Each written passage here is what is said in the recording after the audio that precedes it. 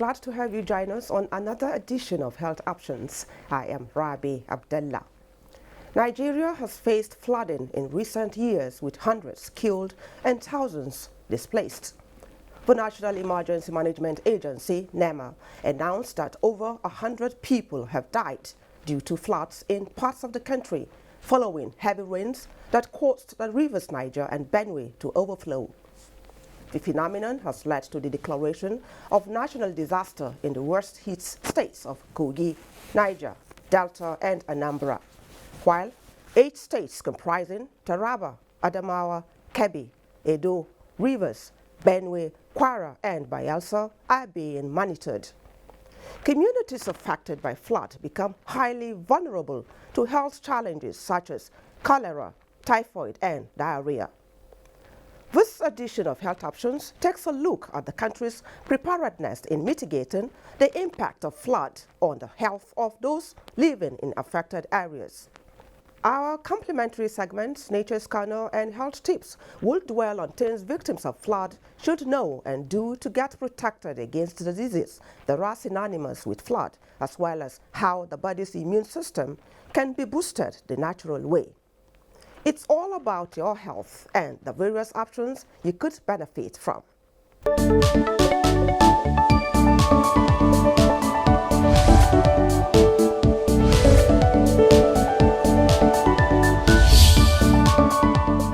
This is Health Options, and to kickstart the discussion on Nigeria's preparedness at mitigating the impact of the current flood disaster on the health of affected communities is this background report on the flood situation in the country by Mia Ogidi. It is a battle between nature and humanity. But from all indications, nature seems to be having an upper hand. In some cases, experts conclude that nature is reacting violently to man's inhumanity to it. Building pattern, no drainages, or where they do exist, they are all blocked. Building within the floodplains. Many riparian states, including Kogi, Adamawa, Niger, and those located at the tributaries of the Atlantic Ocean in the down southern part of Nigeria, are yet to recover from the 2012 flood, before the arrival of another devastating one, with lives and property given in to the devastating hands of flood. Back now, go borrow this money. Me I take they do farm. Now come me say my farm, I not get farm again. So far, more than 5 bodies have been recovered. It is a harrowing moment for many households, and the water level is rising due to the heavy rains, spilling of Kanji, Jeba, and Shiroro dams, as well as floodwaters from neighboring Benin Republic. 100 kilometers downstream, you have Jeba. Jeba also has opened their own. Where is it moving to? It's heading from Lokoja to Anambra. From Anambra, it will get to Delta, then to Bayelsa State. Lagbo Dam is not spilling, and they didn't open it. Lagbo Dam can only full to capacity when it reached 21.6 meters. But as of today, he gave us the focus in Cameroon for Lagbo Dam is 21.2 meters. The National Emergency Management Agency is putting in all our energies to meet up the momentary challenges of relief materials, medical treatment, and relocation of victims, which has resulted in the reactivation of disaster response unit of the military and stockpiling of relief materials in NEMA warehouses across the country, valued at 3 billion naira. A massive stock here and processing activities is going on in flour mills, so we come to inspect it to make sure that things are going properly, are going well. As NEMA is stockpiling and reactivating, the water level is also rising. This exponential rise in the water level compelled NEMA on Monday, 17th of September 2018, to declare flood in 4 states as a national disaster in a solemn ceremony in the confluent state of Kogi, while 8 other states are under strict observation. Less than 24 hours after that declaration, NEMA has distributed water purification machines to the 4 states to curb the outbreak of epidemics as a result of contaminated water. So right now, with the flood incidents around the country, it's highly possible that all the water sources that people used to drink have been contaminated, and we don't want a situation where there will be an outbreak of cholera in the camps. So what we do is we deploy these machines. That's why they are for emergencies. They get there, they start operation in 1 hour. You can have 1,000 liters of clean drinking water for people to drink. It is a consensus among experts that climate change is also contributing its own share to this yearly unwanted guest. They, however, advise states to relocate their victims to higher grounds and educate those reluctant to leave their homes that one has to be alive to claim one's ancestral home.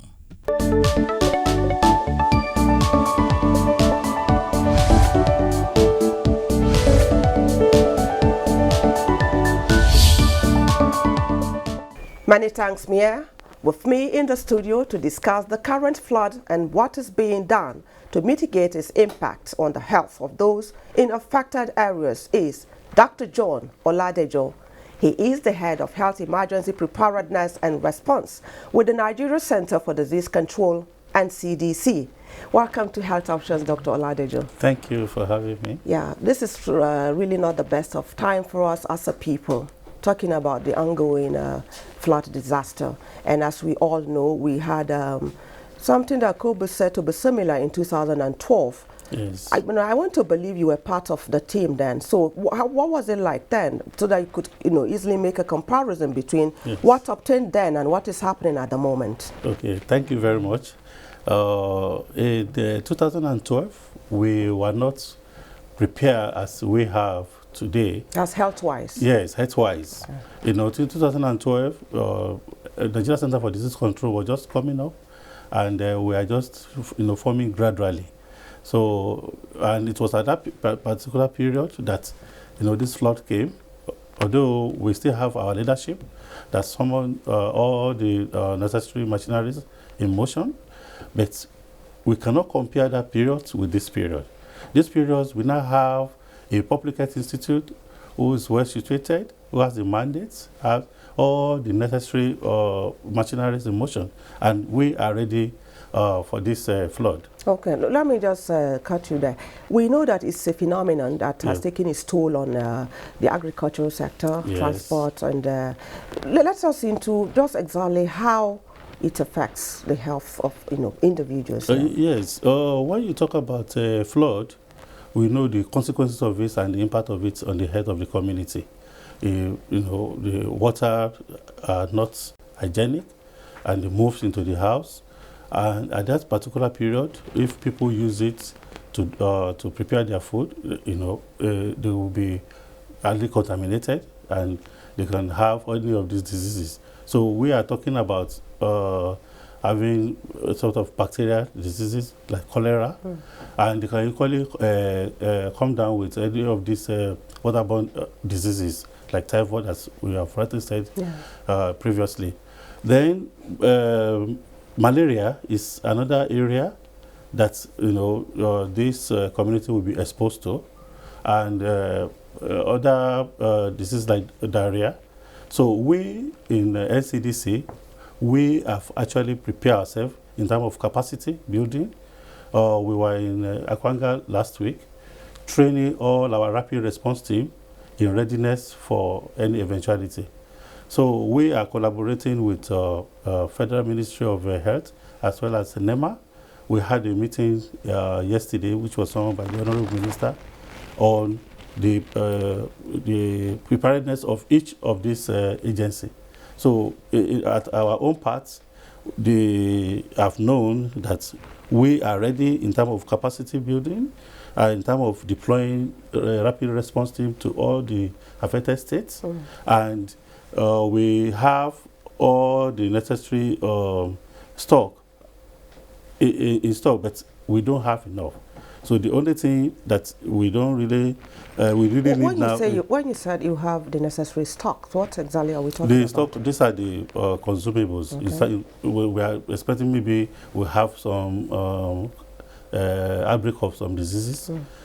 So we have all the necessary stockpile for that, but we don't have enough that can go around all the states. So we believe that federal government is going to give us more money on that. We have already submitted all our necessary bill on that area. But in terms of going now, we are ready. You know, the workforce is there.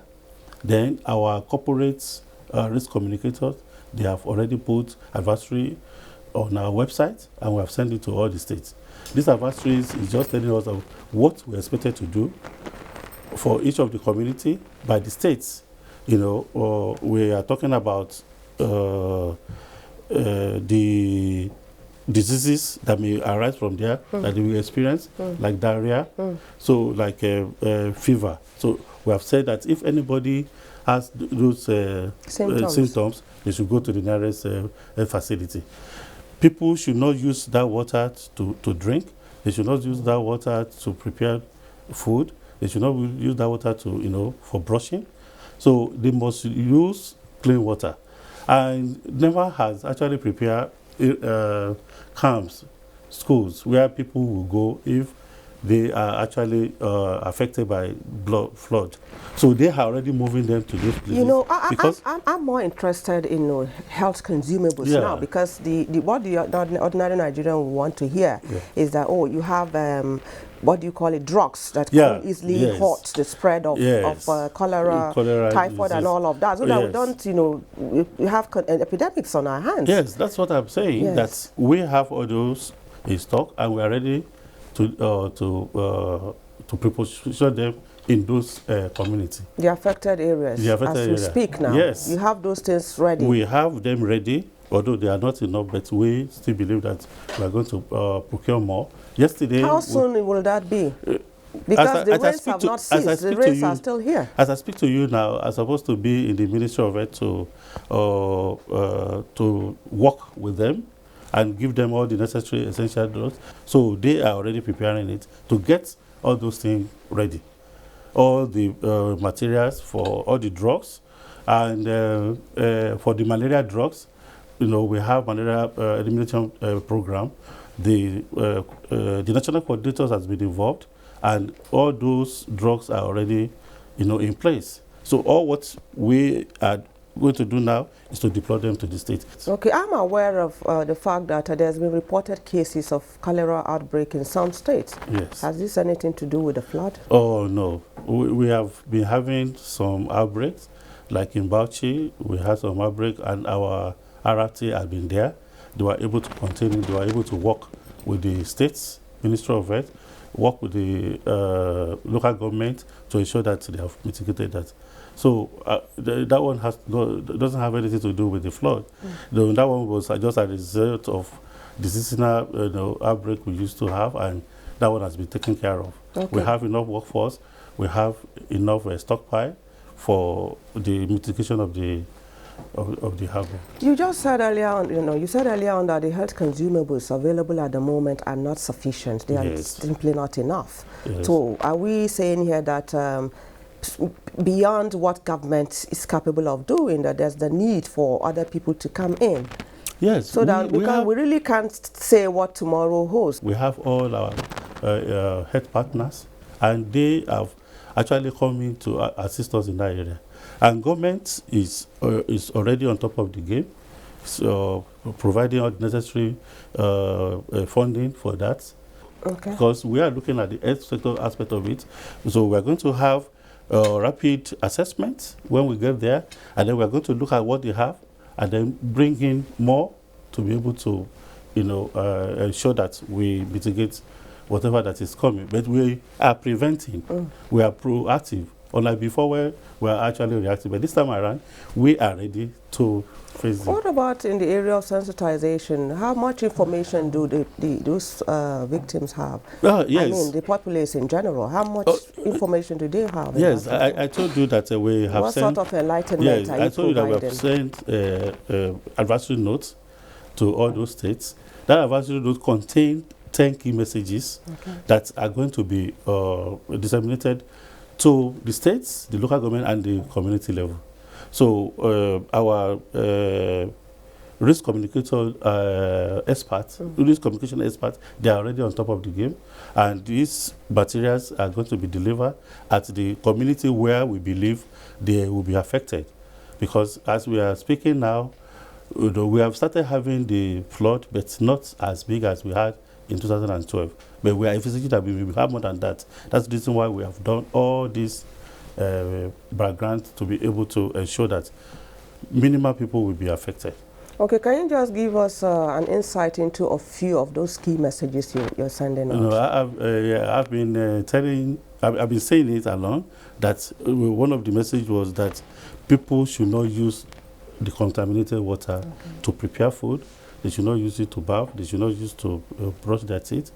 They should ensure that if they have fever or they experience diarrhea, they should make sure that they go to the health centers, hospitals, and get drugs. The drugs there will be free for them, because we are actually procuring to ensure that they have health. Then for malaria, we have malaria drugs. So we have nets that are going to be given to them free, so that they will not have mosquito bites and so on and so forth.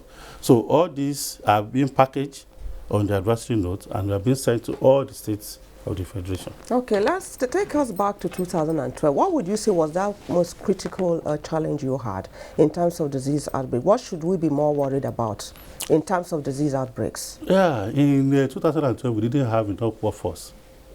It was a very serious issue. So, but this time around, we have trained more than enough. We even have some volunteers. We have a database for them. And if there's any eventualities, all what we need to do is just to press a button. They get all their signal, and they all come. They know where to come. They have been trained. They have been given sensitization. So yeah, I want to know, what was that disease that you really had to contend with then, that we should really safeguard? Yes, cholera was one of the major diseases that time, and then snake bites. Snake bites. Yes. Okay. So those are the major things that actually result into serious issue. So we should be looking out for that. So the antivenom has been... You have enough anti-snake venom? Yeah, it has been procured. We have a special unit for that, and it has been procured. So we are actually looking at some of our health centers to be able to distribute it to them, and then they will be able to get it at the right point and the right time. But the major thing is to keep them safe from their community, to ask them to leave that area. And you can see it on television where they were asking them to come out. Some of them refused. Yeah. They say that it is their father's land. And at the end of the day, their ancestral land. At the end of the day, they come down with one or two diseases, so they have to bring them out. They have to, instead of them to be more protected, they prefer to stay there. Okay. So federal government through NEMA is really doing a lot of work to make sure that they all come out. And anyone that falls sick, we in the Nigeria Center for Disease Control, we have all the necessary facilities on ground to be able to take care of them. Okay, thank you so much, Dr. Oladejo, for your time. Thank you. We hope to have you on Health Options next time. Thank you very much. A stitch in time saves 9, and we hope that those concerned will rise up to the occasion to avoid epidemics.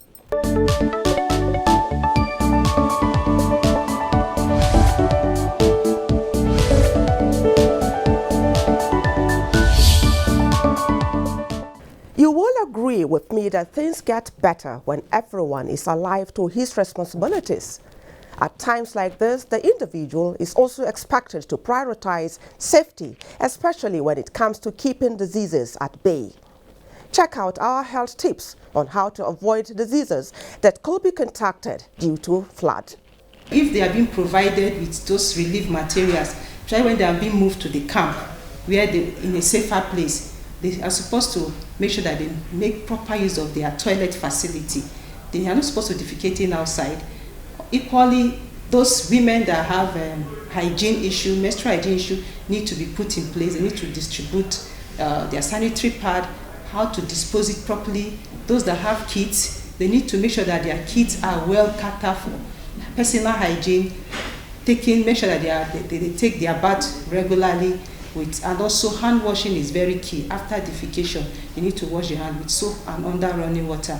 These are things, and equally, if they are before the flood, before the government can make provision of those material, they're supposed to kind of have, there's one device that is in place now, they call it live straw.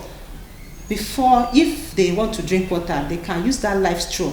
It's very good, and it's make water to be safe. They just sip the water from any source, and until they drink that water is safe. And we encourage the government to make sure that they have that live straw to protect them from drinking contaminated water. And also we are looking at that and the environment they are, especially the aspect of cleanliness. Make sure that place is clean. They conduct a lot of cleaning exercise. If they cannot handle that, the government is supposed to bring people that can come and take care of their environment, dig toilet for them, make sure that they have potable water in place, make sure that the environment everywhere is clean. They do personal hygiene, because if they are not living in a healthy environment, contamination, a lot of outbreak of disease will come from the camp. A donor agency or NGO can support them too, because they are handicapped, they need help. They can equally put a kind of hygiene posters around the camp. Gather them, tell them this and how you take care of this how you do this, so that when they are there, they will not be prone to diseases. I want to talk more on this live straw. It's very, very, very beautiful for them. If you can contact the relevant agency in charge of it, they can make that as part of their material, prepositioning material, because it's an emergency safeguard for them. It will help them not to be taking contaminated water. And the hygienic environment is very, very key.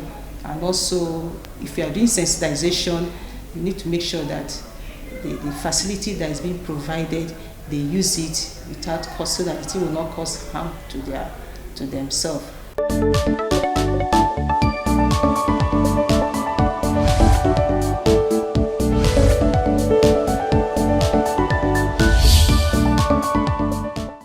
Low immunity is considered a license to ill health.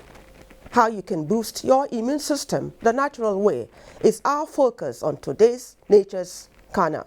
If you want to boost your immunity, ensure that every meal that you have, there is vegetable and fruits. Ensure that instead of running to go and buy this conventional tea that we drink these days, you just go to your backyard, collect some ginger, collect some garlic, and make your tea from it and drink. It has been proven scientifically that this boosts immunity. There are herbs, there are other herbs that are useful in boosting our immunity that many of us may not know. But example is pepper. It might be surprising to many to know that sprinkling a little pepper, powdered pepper on your food as you eat your food boosts your immunity. Many other plants, including turmeric. We have talked a lot about turmeric here. It is important for us to know that this is also a powerful antioxidant. It has powerful antimicrobial properties, antibiotic properties, and therefore it helps to boost immunity. So generally at this period, we want to advise that we should utilize our nature and the resources that we have within our natural environment in our part of the world. Infectious disease is the greatest issue on hand. This is because of lack of hygiene. At a time like this, the natural way to ensure that your immunity is maintained or sustained, to ensure that you don't come down with infection, is to ensure good environmental hygiene. However, for those that have been displaced and are living in crowded spaces, Even if it's one room and many people are living in one room, ensure that it's properly ventilated. It is important to sound a note of warning here because this flood water is not hygienic at all and no one should drink it. If that river is the only source of water for the people living in that area, the advice we have, and which we have always told people at Nature's Corner, is you fetch that water, boil that water very well, and ensure that the water sediment settles properly, then filter before you drink, because the act of boiling it will make the water good for use.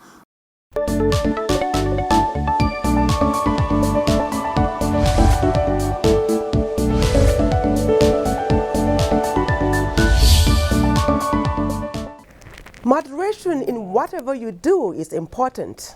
Neglecting it comes with grievous consequences. It's on that note we end this week's edition of Health Options. You can go to our YouTube channel to watch the upload of these and past editions of the program. Email us for your comments and contributions at healthoptions@nta.gov.ng. My name is Rabi Abdallah. Many thanks for watching. See you again.